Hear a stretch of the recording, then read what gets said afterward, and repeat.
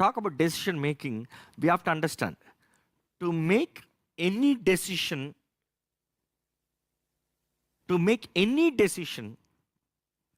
ఒక నిర్ణయము చెయ్యాలి అంటే పరిణామాలు తెలుసుకోవాలి, అక్కడ ఏముందో తెలుసుకోవాలి, అక్కడ ఉన్నవారు ఎవరో తెలుసుకోవాలి, లేకపోతే అక్కడ ఉన్నది ఏంటో తెలుసుకోవాలి.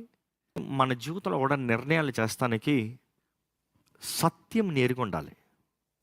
సత్యం నేర్కొండాలంటే ఈరోజు నేను చెప్పగలిగింది, దేవుని వాక్యము సత్యము. దేవుని వాక్యాన్ని ఆధారం చేసుకో, దేవుని వాక్యము చదువు.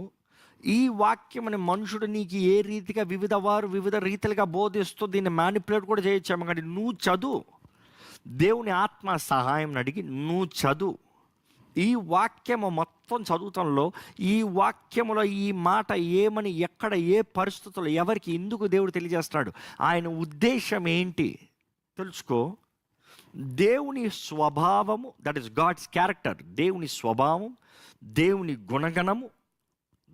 గుణగణము, ఆయన చేయు కార్యాలను గ్రహించినప్పుడు నీ జీవితంలో నిర్ణయాలు జాగ్రత్తగా చేస్తావు. నిర్ణయాలు ఏం చేయాలో తెలుసు.